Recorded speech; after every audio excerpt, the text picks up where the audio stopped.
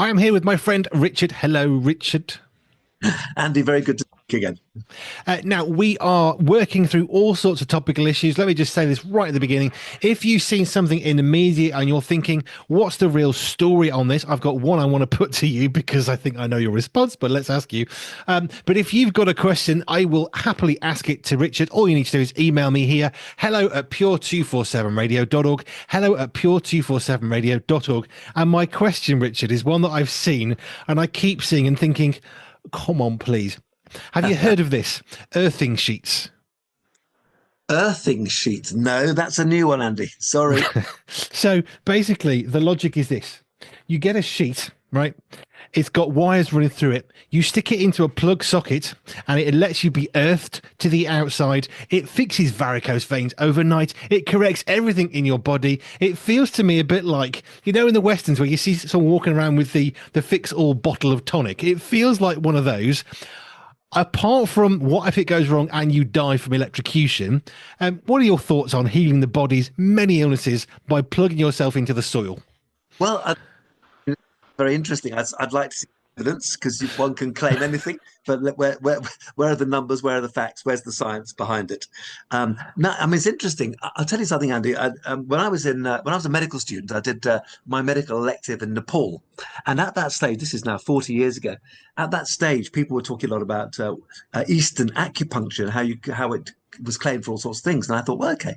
Anyway, I turn up and there's a man on the operating table because I was particularly interested in surgery, and he was having eye surgery under acupuncture, where a needle was put alongside his eye, deep into his brain, about 6 inches in this needle.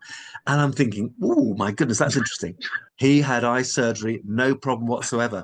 No other general anesthetic, no local anesthetic other than this acupuncture. So it taught me a lesson. Don't just think that Western medicine has all the answers, because clearly you can't have eye surgery without some sort of anesthetic. Acupuncture did the job. So that was a big lesson in life, I think. So I'm not here to poo-poo anything, but we do need some evidence. That's what I would say. I saw an advert. I did not click on it because I don't do that on social media. Now I've been bombarded, and I must have paused as I was scrolling. So now I'm just bombarded by these things. I just think, but what if it goes wrong and the earth connects to the real cable and then you die? I'll tell you something that comes to GPs at a sort of slightly more prosaic level, but homeopathy is obviously, there's lots of people who are very keen on homeopathy. And again, I've got nothing against it as long as it works. But what I did come across in the medical press was some people who relied on homeopathy, natural healing, if you like, for really serious conditions like life-threatening asthma, and died. And my view on it is it's absolutely fine for more minor stuff. But when you've got asthma that's going to kill you, you need to be ventilated, you need to be in hospital. At that point, I would say, okay, that's beyond homeopathy. You need to move into Western medicine. So I don't know about the earth. What's it called again? Earth? I think it's an earthing sheet. I'll find one of the adverts or the website and I'll send it to you. I would suspect it's along the same lines. Fine for minor stuff, not so good for the majors. So I mean, the interesting what it is basically purporting to do is to remove all the excess electricity from your body, and that fixes all sort of stuff. So of course we do have electrical current. As a sufferer of palpitations, I understand there is real electricity in the body. However, I think I'm beyond the cynical of no thank you for me. I'd like to know the science behind it. Why does it work, and how does it work, and what do the numbers say? Where are the trials? So yeah, that's what I get. I'll find something and send it to you, because it's like that thing. But smells can relax us, can't they? And that's a good thing. But if you've got a broken leg, a bit of jasmine is not going to make the bones fuse better. It might relax you, which hypothetically could then help you to rest better. But the direct healing, not so much. I agree. Right.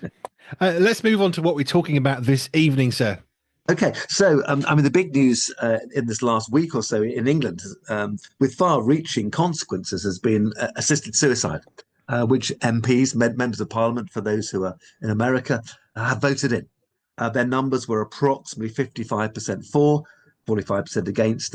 There were 55 more more MPs who voted for assisted suicide than voted against. And it's not the end of the story. It's the early days, but there's going to be some more debates, and then it has to pass through the House of Lords. But it is likely that assisted suicide will become law in the near future. Now, for those in England, there's been an awful lot in the press, still is every day. And I don't want to just rehash everything, but I wanted to look at assisted suicide from a medical point of view, which might be of interest to the listeners, and also from a Christian medical point of view. So that's where I'm going today. You know, how will this bill affect doctors? How can Christian professionals, how should Christian professionals respond to a bill that seems to go against biblical ethics? Remember, we pledge the Bible tells us, Exodus 20, 10 Commandments, do not murder. Let's not be squeamish. Assisted dying is actually assisted suicide. Suicide is self-murder. And it also goes against the Hippocratic Oath, which says the doctors first do no wrong. And by the way, further down the line also says, I will not poison my patients. When we're talking about lethal medicines, which doctors are prescribing. So how can we respond, and what can the listeners learn from this? So I just wanted to start really by reflecting on an interesting conversation that my wife Heather had with some of the lady doctors in our practice and in a neighbouring practice. She has a meal every couple of months or so with the girls, and they have a nice chat. And of course, they were chin wagging just before the assisted suicide vote came out. And all of them, there were 5 of them, 1 Christian, my wife, and 4 Muslims, all the other lady doctors, all said, we will not sign up to this, because it's against our religion. It's not just against Christianity, it's against all the major religions, Judaism, etc. We also have Buddhist and Hindu male doctors in our practice. I haven't talked to them specifically, but actually it's against their faiths as well. So that's very interesting. So if this comes in, well, we're not going to sign up. And of course, you need 3 doctors at law. The law says at present you need 3 doctors to be signatories. And then it's going to pass on to a judge who will make the final decision. Does this judge simply say, yes, that's what the doctors say? Or is the judge another viewpoint? Will he have to then go through all the issues? We don't know. But essentially, how can Christian doctors stand up against what I would view as an unholy legislation? Now, I might add, to start with, just to sort of muddy the waters a little bit, Andy, that this isn't the view of all doctors. Doctors have undoubtedly contributed to this change in the law. The British Medical Association, which is our union, had already changed its position in advance of this vote from being against assisted suicide to being neutral. So no party line on the subject. And if you Google assisted suicide, I always tell my patients, don't Google. So I Googled assisted suicide just for a little bit more information, because it's quite good on statistics. And it states that more doctors, 50%, are in favour than against, 39%. Well, that's not my finding, and it's certainly not my experience, but that's what Google says. So clearly there's a significant cohort of doctors who are for assisted suicide. So how do we go forward from here? And that's what I want to look at. Well, because I like statistics, I like numbers, another study says this: 90%, 9 out of 10 doctors say that assisted suicide will negatively impact their role as a doctor, their work. 90%, that's a lot. 84%, it's going to impact negatively their personal and family life. 79%, it's going to negatively impact doctors' mental health. 43% would resign if their workplace adopted assisted dying or assisted suicide. So that doesn't quite fit with doctors being more in support than not. Statistics can be misleading. But most doctors understand the idea, as the general public have been saying, that people want agency. They want to have control over their own bodies. But many are concerned, as in the newspapers, that introducing assisted dying will also negatively affect palliative care, which is already overstretched. You're going to put money into assisted suicide, which the government will have to do in terms of millions of pounds. That's millions of pounds that could have gone into palliative care and now isn't. Hospices already have to raise much of their own money. So that means palliative care is likely to take a hit. And one of the big pushes behind assisted suicide was because palliative care isn't good enough. Well, it's just about to get worse. That's not good news. So it's a bit of a mixed picture. So what am I suggesting? I don't like just being negative on things. I like to be positive. So as a Christian medic, what am I suggesting? Well, number one, let's campaign, all of us, whatever influence we have, for better palliative care. You know, it's been said quite often that when patients are cared for properly at the end of their lives, hardly any express a wish to die. Many, in fact, want to remain alive as long as possible, make the most of their time left with family and friends. So, number one, let's campaign for better palliative care. Number two, let's preserve what we have, trust between doctors and patients. This is going to absolutely obliterate trust. Oh, doctor, are you looking after me? Or are you trying to kill me? These are conversations we're going to have. And I'm going to say, well, I'm telling you, I'm looking after you because I'm not going to kill you. I'm not signing up to this. But what about other doctors? How will they respond? You know, and especially when money comes in, which we'll come to later. Number three, morals matter. You know, quite honestly, we can look at the pros and cons, but assisted suicide from a Christian point of view, from a Muslim point of view, is quite simply wrong. You know, our lives are in God's hands. He gives, he takes away, and it's not for us to play God as mini gods. And linked to that, the Bible, of course, teaches us you must look after. It commands us look after the vulnerable, the elderly, the disabled, because all lives matter. There is no Jew or Greek, male or female, slave or free, and we can extend that. Able or disabled, all are equal in the eyes of God. That's the big picture. But there's also a few more things which I'll throw in before I hand back to Andy. We also want, we're concerned, aren't we, all of us, but medics as well, that assisted suicide will extend from terminal illness to non-terminal illness, as has already happened in many countries. Depression, autism, anorexia, even unhappy children. You know, if there's an opportunity to die when you're unhappy. And I've come across articles from people who would have pressed the button when they're unhappy, only to be delighted when their depression lifts that they didn't. Yeah, but it would have been too late if they pressed the button, wouldn't they? So there we go. There's lots of things. And here's one of the things which I think is one of the biggest irony of all. Proponents of assisted suicide insist on their right to choose to deal with their bodies as they will, being mini gods. But the autonomy, the word he used here, is likely to decrease in this country because people, the elderly, the infirm, will feel a burden to die. They'll have less control over their own bodies, not more, especially when they may be encouraged by relatives. You know, your time's up. Motivated by saving money for the family, for the country. I'll tell you, Andy, I had a woman in church this week, just on Sunday, sadly, whose husband, Richard, had just died after a 2-year battle with Alzheimer's. And she said how glad she was that he died just before this bill came through, because otherwise she would have been under pressure from her family. How terrible is that? Fortunately, Richard knows the Lord. We know where he is. He's in a better place. But that's not the case with everybody. So, yeah, I think it's been a bad day for England, a bad day for the vulnerable, the elderly, and the infirm. And as Christian doctors, the battle's not over, and we need to stand firm, as in so many other areas of life. Over to you, my friend. I do have a few thoughts, which I know you won't be surprised by. The first of which you actually said is you're sitting with a patient and they've come in with a swollen ankle. What's wrong with my ankle? Well, I'm going to prescribe this drug for you. Well, is that to help my ankle or is that to kill me? Was the very first thought I had. Really? Because as a non-medic, how do I know what that is? It's got a really long name. It means nothing to me. Well, is it really in the bottle? Is that really what you're going to give me? Is that tablet actually going to be killing me or helping me? Thank you. Well, that's very helpful. Yes, you're quite right. I mean, you know, there's so much speak around medicine and names of drugs, absolutely, as there is in most professions. But medicine matters because it's about our bodies. And these are conversations we've had. I've had patients well in the distant past who've said, "Oh, doctor, could you help me along my way?" No, two reasons. Number one, I'm a doctor. We don't do that. Number two, I'm a Christian. We don't do that.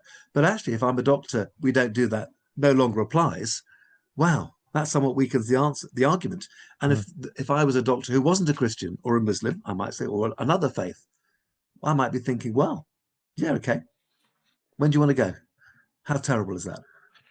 Another one that comes to my mind is we hear about soldiers who go to war, and one of the traumas they have, if they take somebody's life, is the kind of thing that lives with them. I know they don't want to talk about it very much, but with those that do, will frequently say, I can never stop seeing what I did because I took another human being's life. But I just think, I mean, all the other stuff, there's enough of reasons against why this is complete insanity and madness. But what about the doctor's mental health when they have to say, I'm going to kill somebody? Because let's not mince words, assisted suicide, which sounds all very lovely, assisted dying, is killing somebody. Absolutely. And I quoted that statistic where 70% of doctors, even in advance of doing this, said this is going to affect my mental health. Yeah, you're quite right. There's going to be an impact on doctors. And if this extends to nurses and other people, be able to sign them, it's not impossible. My goodness, yeah, we've let the genie out of the bottle, and I've said many times, don't give the devil a foothold, and we've just given him one. A very big one. We had Paul Huxley on recently talking about this from Christian Concern's perspective. And one of the things that I had not thought about, I'm curious what you think about that, is you said how at the moment there'll be 3 doctors, then it goes to a High Court judge and it's all got to be signed off properly. But he referenced abortion, where only in the absolute most extreme situations will we ever consider this. And now it's almost seen, it isn't, but it's perceived as routine birth control. And he said the problem with this is we're going to have no High Court judges. They are already beyond swamps. We've got 3, 4, 5+ years of backlog, and all of a sudden it's going to come throwing out on this new stuff. And he said what will happen, as always happens, is we haven't got time yet, we'll sign it off. You're absolutely right. Yes, abortion was brought in 1967 for extreme cases. Now, the last statistic I saw was that, and this applies in practice, 98.4% of all abortions are social abortions. It's inconvenient. And of course, this is what's going to happen with assisted suicide. You are inconvenient. Yes. Or people will feel I am inconvenient. Yeah. Our friend, Dr. Trevor Stammers, we spoke on this same subject. He was quoting lots of what's happening in Canada, who have forged very, very far ahead with this. And you've got actual real-time quotes in papers of, well, we think you should consider suicide because you're very expensive to the state. And this is someone representing the state.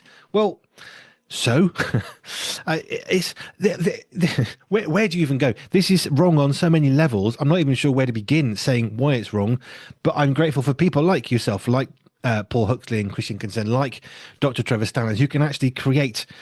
I look at it and think this is beyond insanity, and yet you're creating slightly more better arguments for it. But it's important. Well, I'm bringing together stuff I've read as well as thought about. But I think what's interesting is, when we try to play God, God's given us rules. And boy, are they the best rules. Of course they are from God. When we create our own rules, what a mess.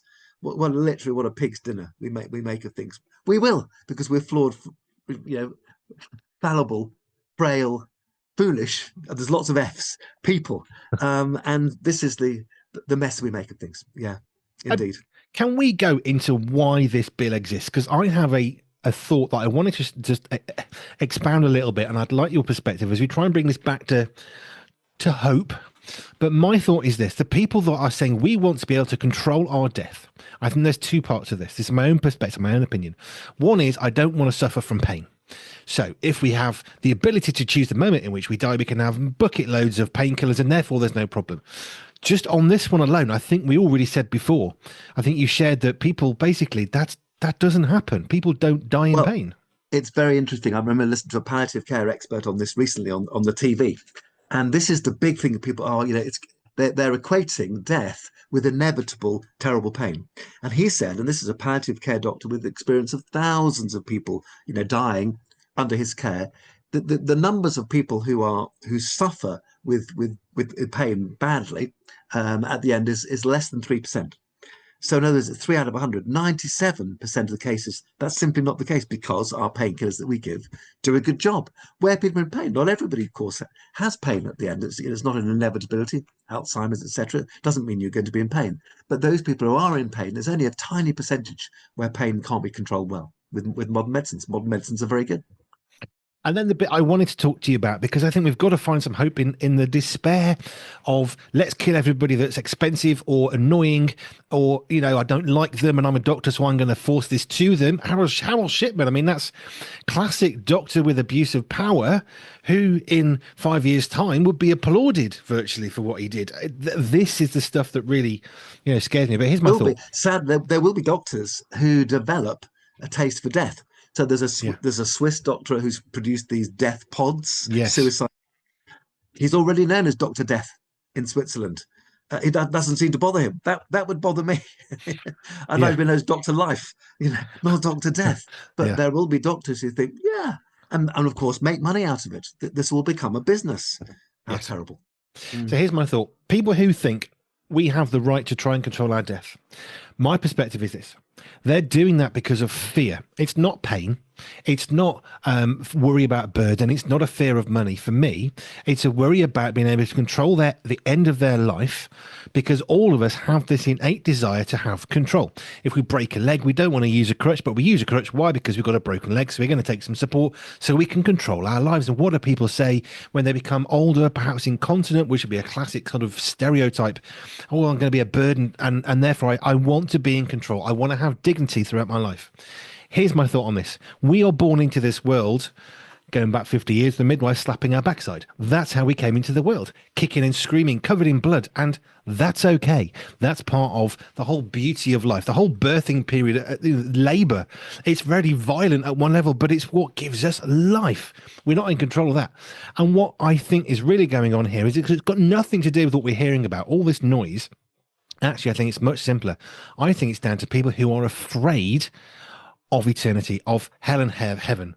It's the basic, simple, old-fashioned stuff of we want to be in control because then we have say over our body and we want that autonomy. And of course, with abortion, when we talk about autonomy all the time, it's women's rights. Yeah, well, the baby doesn't get a right because you've just killed it. You know, that's the reality of it. And I think it's exactly the same thing here. I genuinely want to know what you're thinking as a Christian medic and my friend. I think this has got less to do with what we're hearing about. And I think the real heart of this is just plain, simple, terrified fear at what they don't know. I think you're absolutely right. I mean, most people have this illusion that we can be in control at the end. We can't. We're not in control at the beginning, as you pointed out. We're not in control of lots of our lives, and we're not in control at the end. But if I can just control that. Now, when you become a Christian, you realize that number one, God is in control. He is sovereign, and he's in charge of everything. And whether we live to a 1 year, 30 years, or 100 years, ultimately what matters is what's our relationship with God like. And then when we put our trust in him, and this is what I've been saying to some of my patients this week. I remember a lady who's just fear was sort of oozing out of every pore of her body, and I was trying to say to her, listen, you need to give that like a rugby ball to God. Let him take it. He says, do not fear 365 times in the Bible, one for every day of the year. We know that because he knows how much we fear. But when we put our trust in him, then it takes away the fear throughout our life and at the end. And you're quite right. I think this control is a manifestation of fear, which in turn is a manifestation of lack of faith. Because, what is going to happen at the end of time? Well, and actually people think, well, if I can just control death, everything will be okay. No. You're still going to face God. Yeah. Everything is only okay when we put our trust in Jesus. But we walk across the road, we get hit by a bus, we die. We don't control that. And the idea that we can control death, even that one, there's a massive irony. I'm going to control the moment at which I die. Probably actually you won't be. Somebody else will still have that control. Even the thing that you believe you're going to have in controlling your death, you're not in control of your death. Because if that doctor puts the plunge down, it doesn't work, you're not in control all of a sudden. And it goes wrong. Yeah, sure. No, I think you're right there. You've hit the nail on the head with fear. That's what it's about. And of course, we know as Christians, I remember going to some wonderful talks on fear, which is that the great majority of our fears never take place. So people fearing, I'm going to die in terrible pain, that's less than 3%. It's actually quite unlikely. You aren't, but you're using this argument as a way of bringing assisted suicide into being. Well, actually, it's a false argument. Mm-hmm. What's the antidote to fear, Richard? How do we bring this back to a place of hope and peace? I'm not in any way diminishing this because we need to stand against this assisted killing. Let's call it what it is. We can use fancy words like termination of a pregnancy. No, it's killing a child. It's killing a person. That's what it is.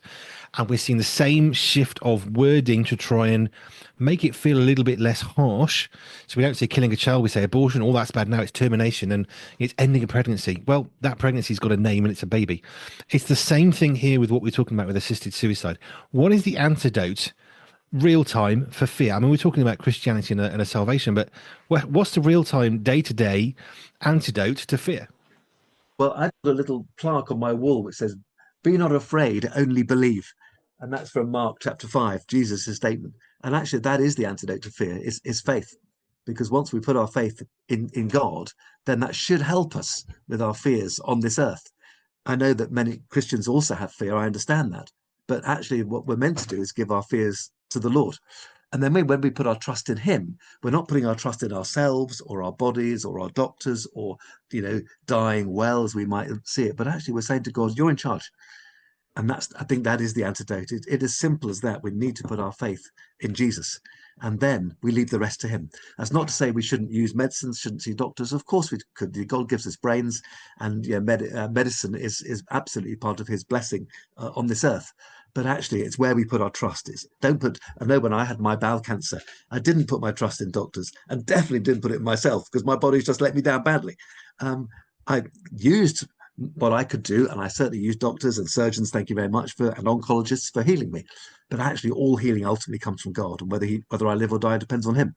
And that's why I put my trust in God. You made me think of one more thing. You said about the whole thing is about dying well, which is what this is purporting to try and do. But if we focus on dying well, there's a much, much more important thing, which is living well. And the only way to live well on this earth today is with peace and hope today for our futures, which means an ongoing active relationship with the Lord Jesus Christ. That is the only real antidote. In order to not have to worry about dying well, we need to live well. To live well. And I think it was a revelation to me, but it's so obvious when we think about that. Eternal life isn't what happens when we die. It's now. Yes. God's interested. Yeah, someone said, didn't they? It's not just, a pie in the sky when you die. It's steak on the plate while you wait. It's now. God is interested in us now, right now. He doesn't want us. He doesn't intend us to be fearful, controlling beings, when actually fear is no good to us, and we haven't got the control anyway. We're putting our trust in things which are just a falsity, fake news, as Trump would say. This is no good. Whereas what's truth, what's solid, what's unchanging? God and his precepts, his principles, and his principles say, do not murder, do not take life, follow me. Including not taking your own.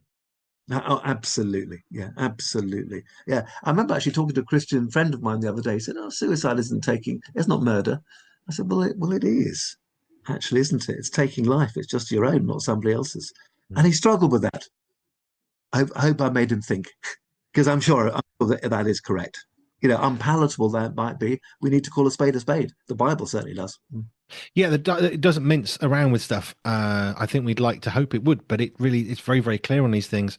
And with assisted killing, I don't think I can bring myself to call it assisted dying, because that's buying into the lie that it's this nice, soft, squishy little thing. And it's really not. It's about the abrupt ending of a life before its due time. Because who knows, like you said, I mean, this is the one that really, really bothers me.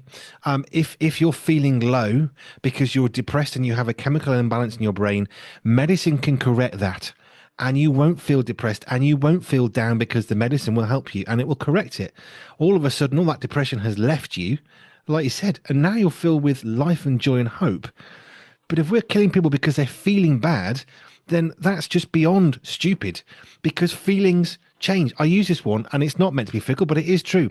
I eat a big meal, I see a big dessert, I'm going to have a second piece because I feel like I want it, and then I feel sick afterwards because I've eaten too much food. That's just feeling hunger. That's just greed. This is much deeper, because this isn't about a meal or having to exercise for a few days. This is about someone's life, and life is precious. It is precious. It is precious, and it's a bad day that this happened. Now I'm hoping, and I think this is where our listeners need to keep praying. This isn't the end of the story. There's still some work to be done, and we need to pray for the ins and outs of this. I think this probably will go forward, but let's mitigate against the damage done as much as we can through prayer. God's not finished yet. Amen. He's not. And if you want hope, then you need to turn to Jesus. And if you're fearing the end of your life, you need to turn to Jesus. And if you're a Christian, you need to oppose this. I don't often say anything so definitive running a radio station. However, this is wrong and we should be opposed. Amen. Richard, thank you. We'll cover some other stuff next week. If you've got any thoughts on this, dare I ask this? If you've got any thoughts on assisted dying, killing, then you could email us and we can go back into this. If you've got other concerns, how do I know if my doctor is actually trying to kill me, is a question I never thought I'd have to have in the UK. It's now a real question. Is my doctor trying to kill me or save me? This is a real issue that doctors like yourself, you're going to have to face with people. Correct. Sure. Thank you, Andy. That's fine. If you've got questions, email us hello@pure247radio.org. Hello@pure247radio.org. I'll put your questions to Richard, any concerns or specific elements of this. And if you want to help people who want to stand against this, go and check out Christian Concern, send them some money, and they will try and get this stopped. There are many who are standing. That's just one because we've had them on the show recently. Richard, thank you. Andy, thanks very much.